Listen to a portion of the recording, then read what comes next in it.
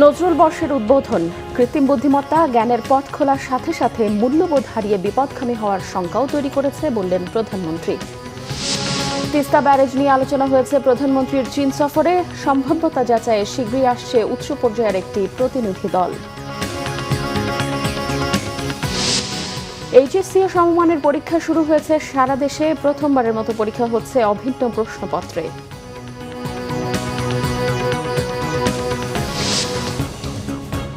দেখছিলেন সংবাদ শিরোনাম, এবারে বিস্তারিত।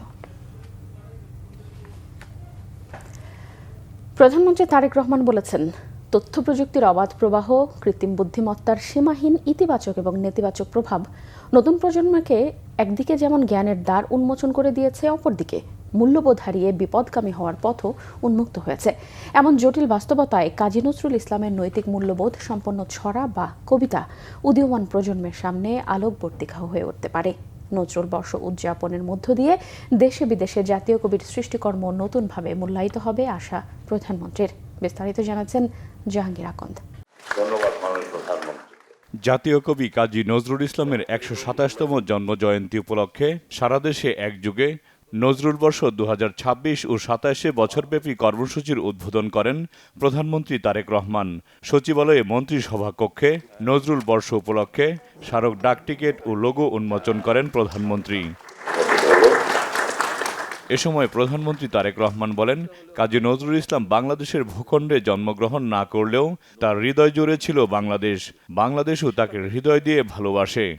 বিদ্রোহী কবি, প্রেমের কবি, বিরহের কবি, তারুণ্যের কবি, বাংলাদেশের ঐতিহ্যের কবি কাজী নজরুল ইসলাম আমাদের জাতীয় সাহিত্য সংস্কৃতির ইতিহাসের এক অবিস্মরণীয় নাম। পরাধীন, পর্যদুস্ত, পরাভূত জাতির ভাগ্যাকাশে তার আবির্ভাব ছিল আলোক বর্তিকার মতন। মাতৃভূমিকে ভালোবাসার ক্ষেত্রেও তিনি আমাদের অন্যতম প্রধান দিশারি।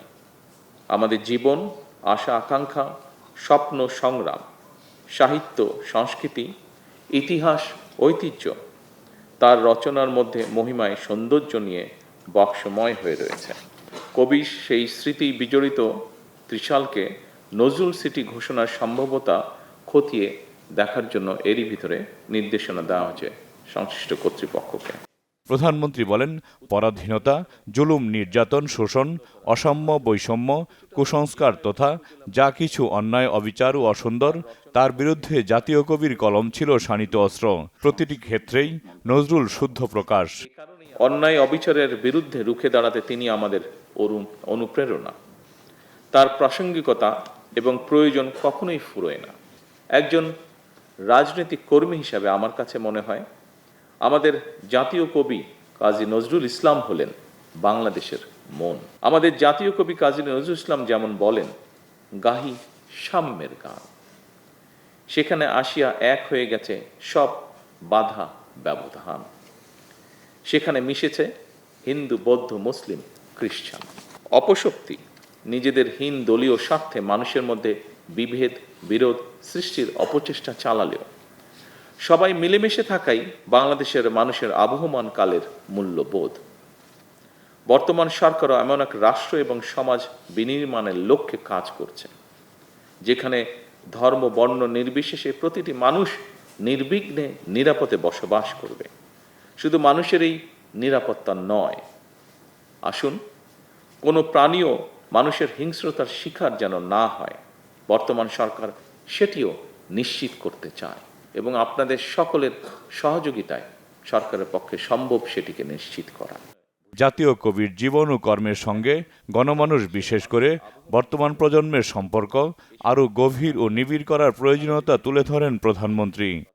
তথ্য প্রযুক্তির অবাধ প্রবাহ, কৃত্রিম বুদ্ধিমত্তার সীমাহীন ইতিবাচক এবং নেতিবাচক প্রভাব আমাদের নতুন প্রজন্মের সামনে একদিকে যেমন জ্ঞানের দ্বার উন্মোচন করে দিয়েছে, অপরদিকে মূল্যবোধ হারিয়ে বিপদগামী হওয়াও পথ উন্মুক্ত করেছে হয়তোবা। এমন একটি জটিল বাস্তবতায় কাজী নজরুল ইসলামের আমি হব সকালবেলার পাখি, সবার আগে কুসুমবাগে উঠব আমি ডাকি, এই ধরনের নৈতিক মূল্যবোধ সম্পন্ন ছড়া বা কবিতা আমাদের প্রজন্মের সামনে আশার আলোক পত্রিকা নিয়ে হয়ে উঠতে পারে। কাজী নজরুল ইসলামের সাহিত্য কর্ম ও তার জীবনবোধ মানুষের ঘরে ঘরে পৌঁছে দেওয়ার আহ্বান জানান প্রধানমন্ত্রী তারেক রহমান। জাহাঙ্গীর আকন্দ, বাংলা ভিশন, ঢাকা। তিস্তা মহাপরিকল্পনা বাস্তবায়নে চীন বাংলাদেশকে সর্বোচ্চ সহযোগিতা করবে। শীঘ্রই সম্ভাব্যতা যাচাই একটি টেকনিক্যাল প্রতিনিধির দল আসছে জানিয়েছেন ঢাকায় নিযুক্ত দেশটির রাষ্ট্রদূত ইয়াও ওয়েন। সকালে ঢাকায় চীন দূতাবাসে আয়োজিত সংবাদ সম্মেলনে এই কথা জানান দেশটির রাষ্ট্রদূত ইয়াও ওয়েন। তিনি বলেন, সম্প্রতি প্রধানমন্ত্রী তারেক রহমানের চীন সফরে দেশটির সঙ্গে বাংলাদেশের সম্পর্ক নতুন উচ্চতায় পৌঁছেছে।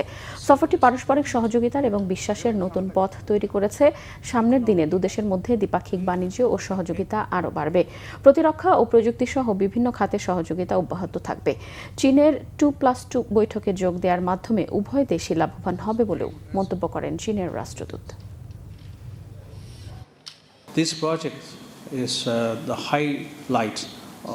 সফরে তিস্তা ব্যারেজ প্রকল্প নিয়ে আলোচনা হয়েছে।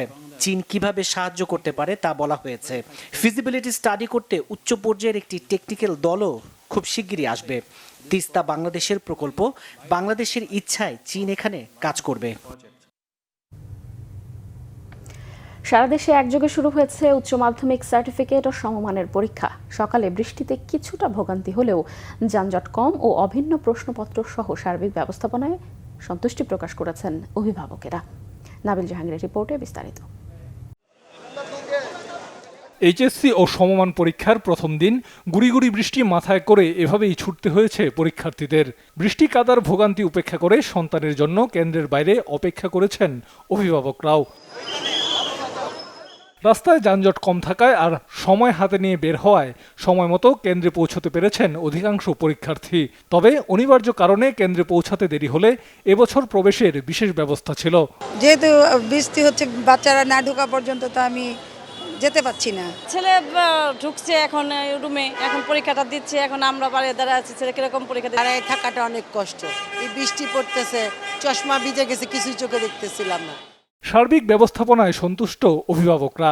অভিন্ন প্রশ্নপত্রে পরীক্ষাকেও স্বাগত জানিয়েছেন তারা। টিচাররা, আমাদের কর্মচারীরা সবাই সহযোগিতা করছে। আমরা সিসি ক্যামেরা লাগিয়েছি এবং আমরা সার্বিক ব্যবস্থাপনা আমাদের চমৎকার, আলহামদুলিল্লাহ। এইবার আমি যা দেখছি যে ব্যবস্থাপনাটা খুব ভালো। ট্রাফিক সিস্টেমটাও একটু থাকলেও তারা অনেক চেষ্টা করছে যে রাস্তাটা ক্লিয়ার করার। যে অভিন্ন প্রশ্নপত্রে পরীক্ষা হলে প্রশ্নের মানটা একটু স্ট্যান্ডার্ড মান থাকবে। যেহেতু একই ধরনের প্রশ্ন, অতএব আমি আশা করি যে বাংলাদেশের যে সমস্ত বোর্ডগুলিতে পরীক্ষা হচ্ছে এবং যে সমস্ত কলেজগুলিতে পরীক্ষা হচ্ছে, ওই কলেজগুলিতে আশা করি যে ভালো ফলাফল করতে পারবে। পরীক্ষা শেষে ইতিবাচক প্রতিক্রিয়া শিক্ষার্থীদের।